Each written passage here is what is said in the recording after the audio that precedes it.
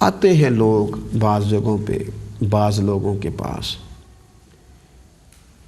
وہ اپنے مسائل لے کر آتے ہیں۔ چاہیے تو یہ تھا کہ یہ اس کشادہ روئی کے ساتھ ان سے پیش آتا، خندہ پیشانی کے ساتھ ان سے بات کرتا کہ ان کے دل خوش ہو جاتے،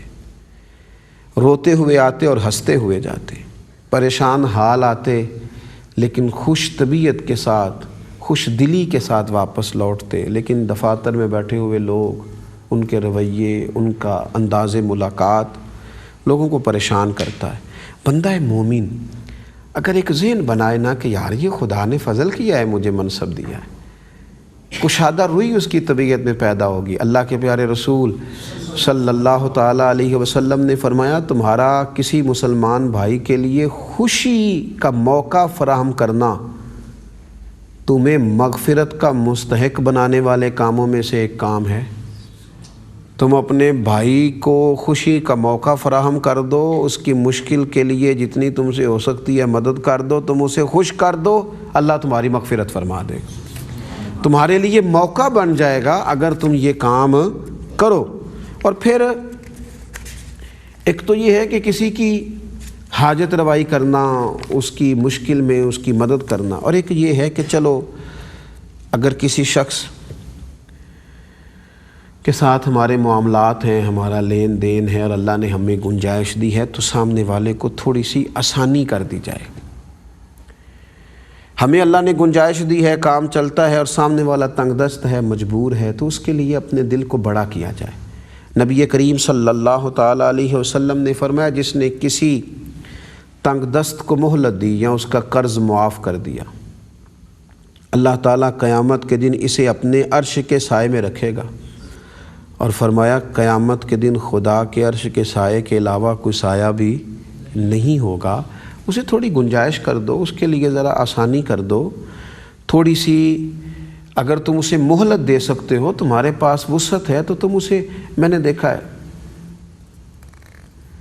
مقروض آدمی بیچارہ قیدیوں کی طرح زندگی گزارتا ہے،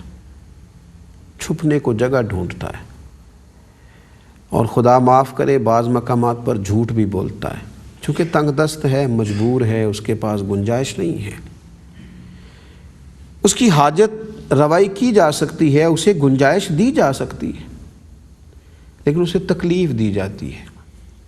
لینے والے کے پاس طاقت تھی، گنجائش کر سکتا تھا، لیکن وہ کہتا ہے ہاں اگر سامنے والا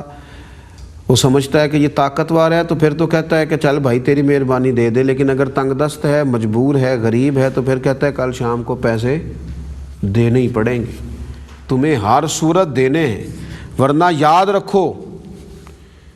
میں بڑی سختی سے پیش آؤں گا۔ میں نے دیکھا ہے غریبوں کے دروازوں پر شور ہوتا ہے،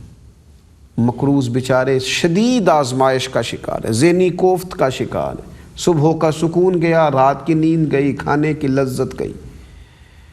زندگی ایک عجیب کوفت کا شکار ہو گئی۔ حالانکہ ہم تو اس پیارے رسول، کریم رسول، مہربان رسول، رحمت للعالمین رسول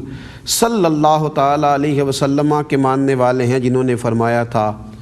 جس شخص نے کسی مسلمان کی دنیاوی مشکلات میں سے کسی مشکل کو دور کر دیا،